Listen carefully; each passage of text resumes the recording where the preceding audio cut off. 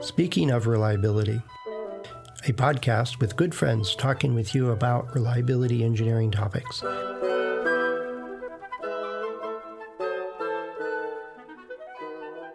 Welcome to Speaking of Reliability. This is Dianna. And this is Mojan. So thank you for joining us today. Hi, Mojan. It's great to talk with you again. We were talking about our past experiences and where we've been working, kind of getting to know each other better, which I really appreciated. And I understand that you have worked at several different sizes of companies. So startups and medium-sized companies and big companies. And I know especially from the quality side, the way quality is managed in all those different sizes of companies is different. So I wanted to ask you about your experiences with reliability programs in those different sizes of companies. Like, how are the reliability programs different from a startup versus a really well-established large company? Because I know there's got to be some. Can you tell me a little bit more about your background? Yeah, absolutely. And thank you for suggesting this topic. I think it's I am obviously very vested in it, and I think it's very fascinating. And yes, I do have experience in various size teams and companies, and it's been very interesting over the years to see how they vary. Overall, I would say the things that are common are that everyone wants to get from concept to a fully like production ready product in a short amount of time. And Yeah. that's that. I think we can all agree everyone wants to have that very fast. So that's common, and I think but what is different is, of course, resources that are available at smaller companies versus larger companies to be able to throw at the product development throughout the different stages. And I have found, and in some cases, I think rightfully so, that at smaller companies, well, first of all, of course, of course, there's less resources, so that means there's fewer, you know, variety of expertise that is around, and so when they're working on developing the product and such, it's very much like what do we absolutely need, like you're really heavily trying to prioritize. Yeah, because especially in those startups, and like you said, resources is a problem. But it's more that, and you mentioned the knowledge base of the resources, the knowledge that's available, that's also could be limited.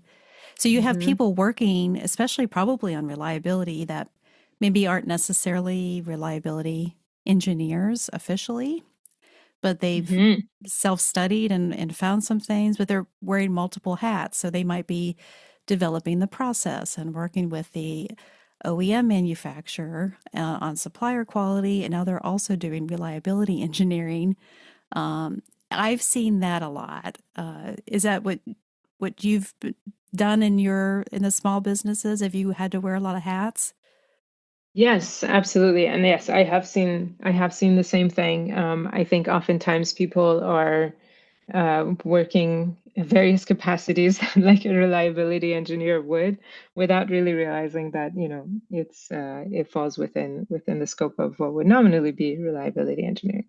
So yeah, I completely agree with that.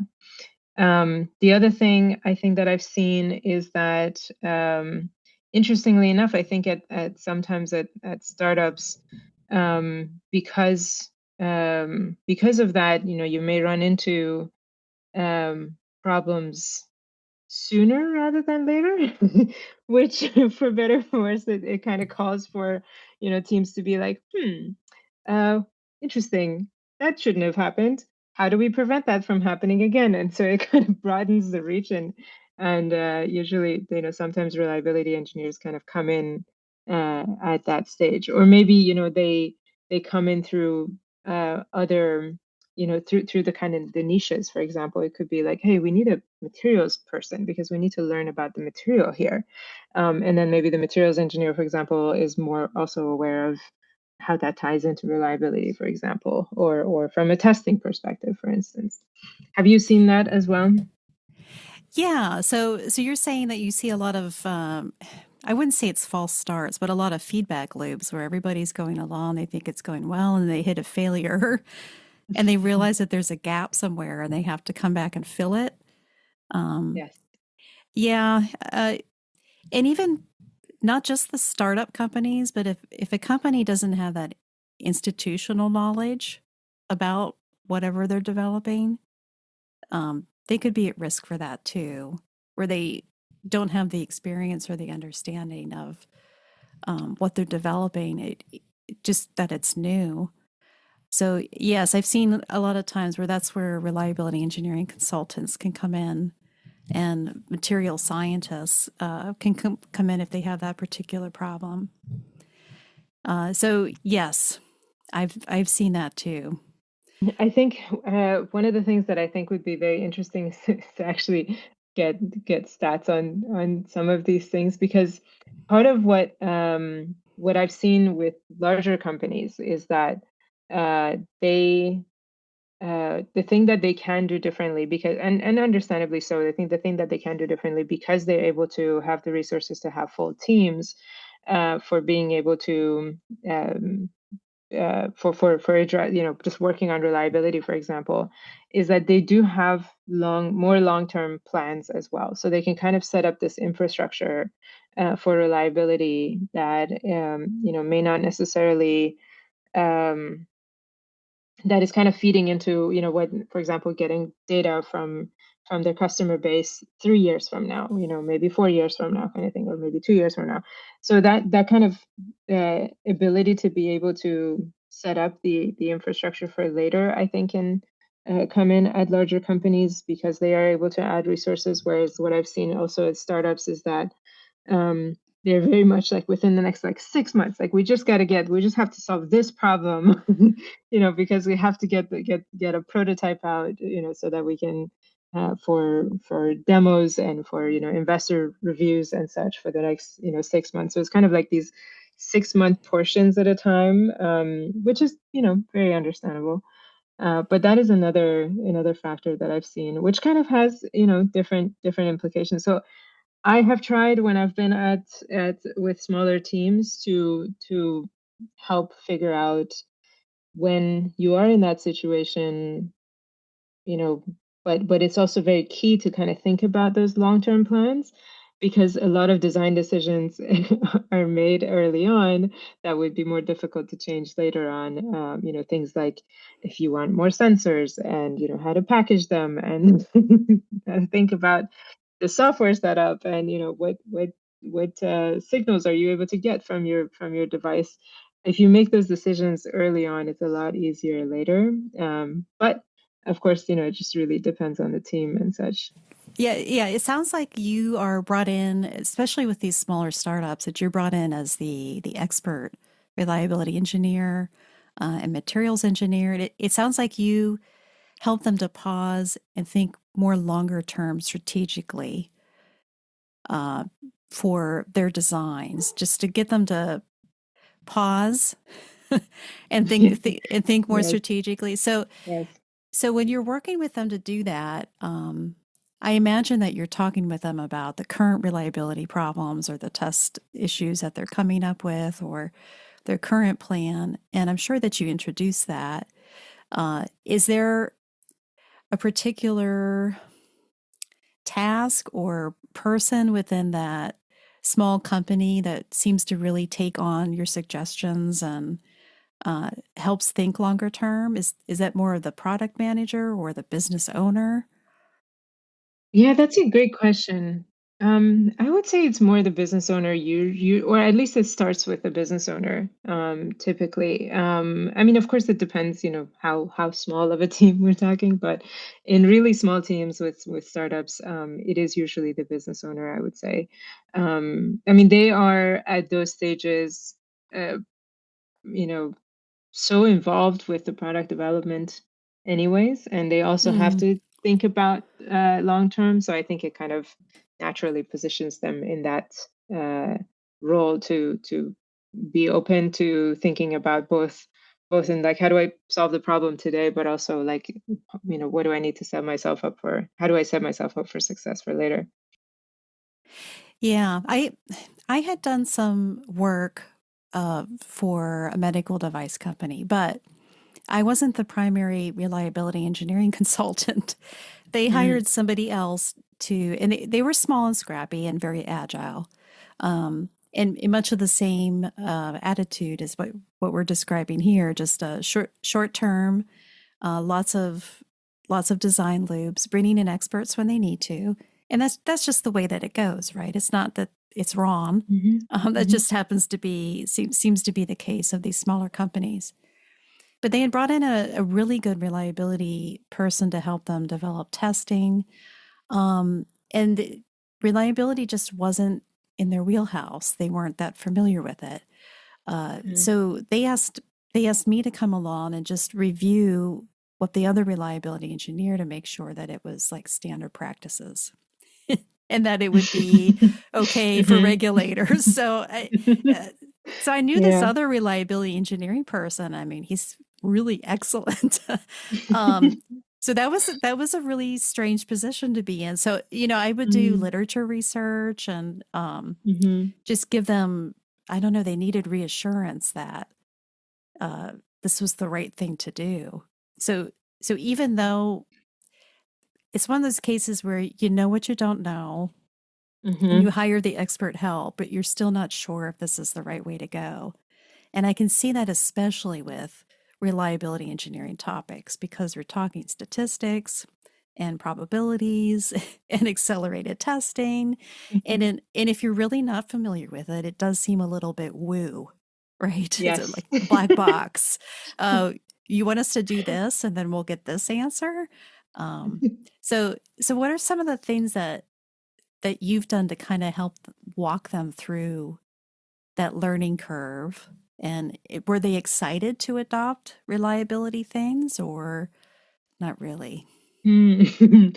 Yeah, it's so interesting that you say that. I completely know exactly what you're saying. It is very much like a bit of a, magic to people. So, I think initially, I think people are, I don't know if I would say they're excited. I think they're kind of they're kind of Okay, like, I wouldn't okay. either. Yeah. I think they are cautiously optimistic at best is what I would say.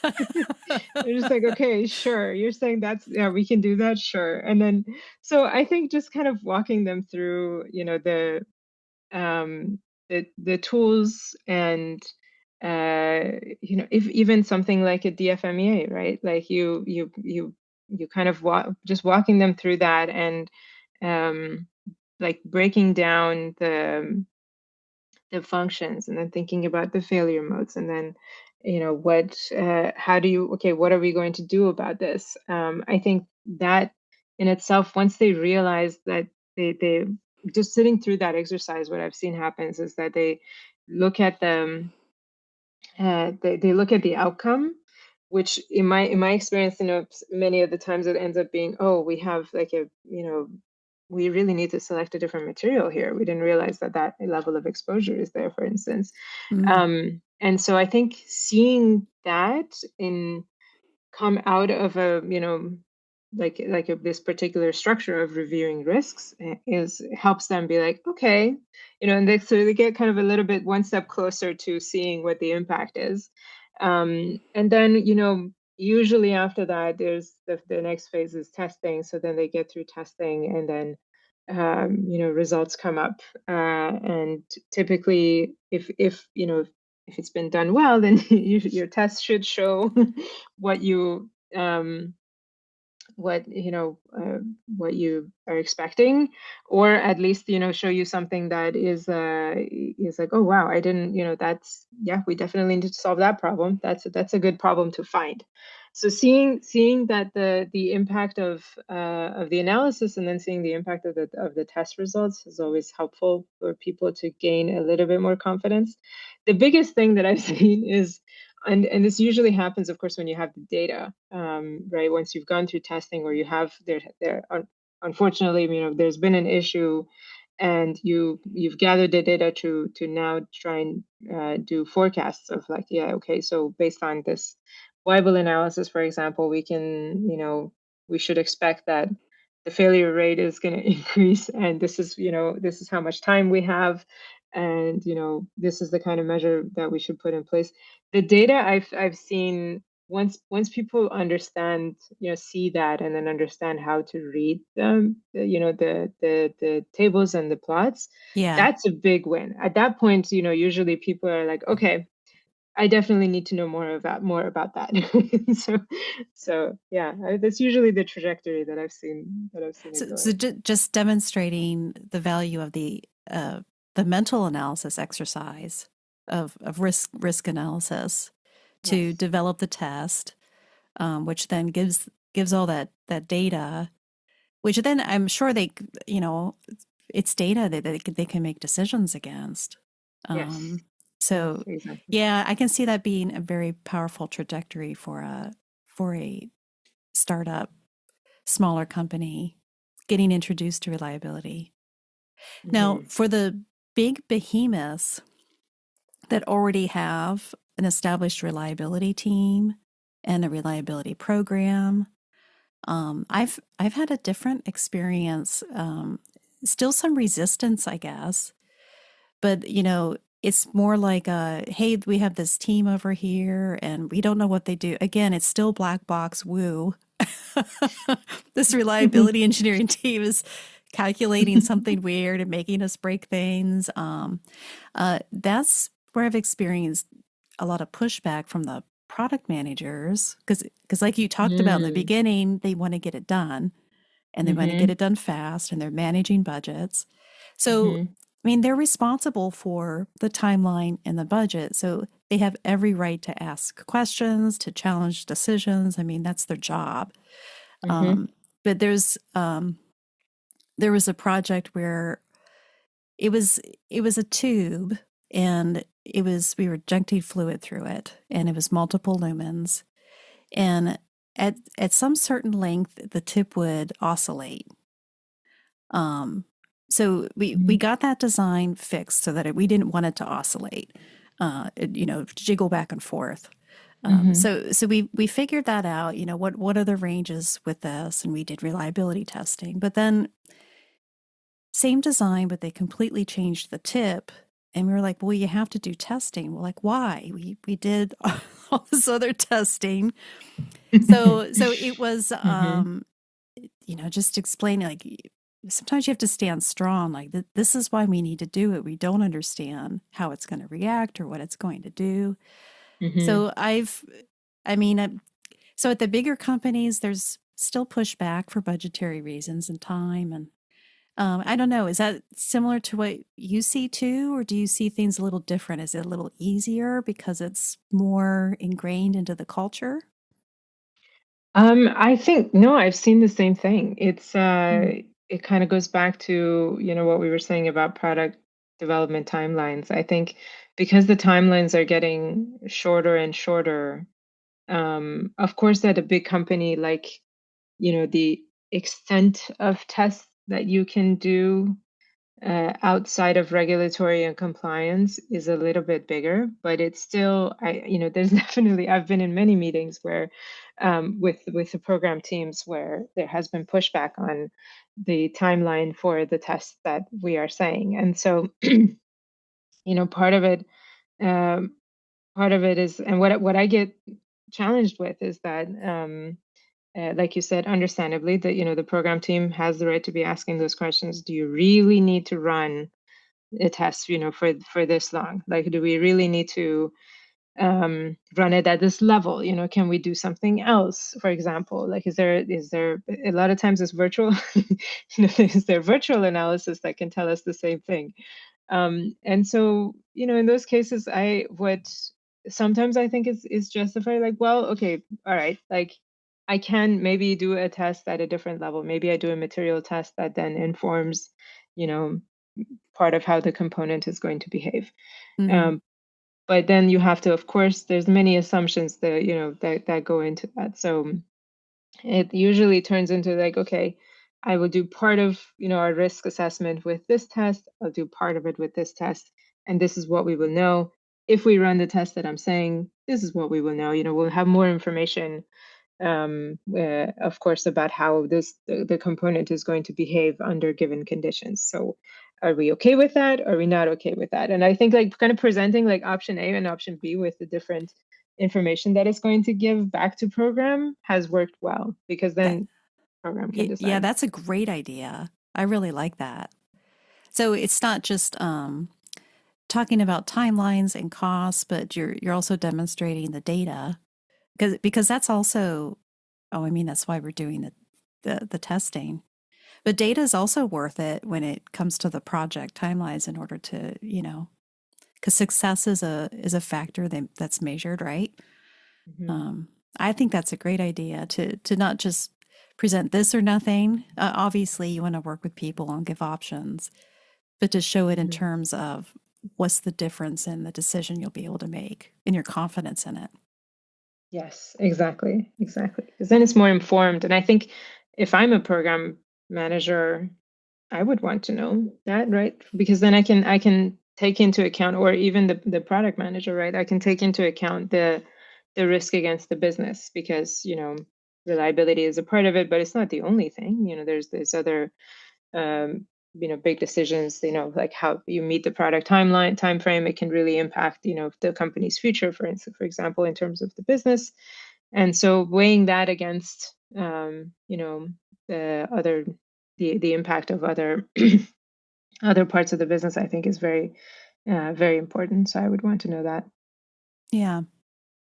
And I know for the case of quality, I mean that's a little more direct to the cost of products Hmm. that aren't made to that level. That's a little easier for people to understand, to make that one-on-one correlation. But if they're not well versed in reliability methods or techniques, then that would be a really valuable way for them to compare their options. Yeah, interesting. So it sounds like we've seen similar things between the small startups versus the big industries and how they relate to reliability. So that's been interesting, and I want to push it out to the listeners. Where do you work? Do you work in a smaller organization where you're wearing many hats and reliability engineering is just one of your jobs? Are you a consultant that works with the small companies, or are you working for a larger, maybe international company as part of a reliability team? What have you seen in your workplace? We'd love to hear. Please visit accendoreliability.com/go/SOR for Speaking of Reliability. That'll take you to a place where you can leave a comment. We can record us a message. We'd love to hear from you. Fred, me and Mojan, we're all on LinkedIn also. You can find us there, and you can link to us on Sendo Reliability. So Rajan, I kind of like working at all these places. It doesn't matter to me if they're big or small or little. It's just a little bit of different approach to reliability engineering, I think. Any last thoughts from you? Likewise, I also love learning, working with all the different sizes teams and learning about their fun problems. Yeah. Yeah. Failures are fun. Yeah, it's I guess that's probably something that not everybody shares. Thanks, Mojan. It was great talking with you. Yeah, Yes. likewise. Thanks, Dianna. Bye. Bye. Thanks for listening to Speaking of Reliability. We invite you to join the conversation. If you have a question or a topic that you think we should discuss in a future show, please let us know. You can find a comment box below the episode show notes or just leave a note as part of a review on iTunes.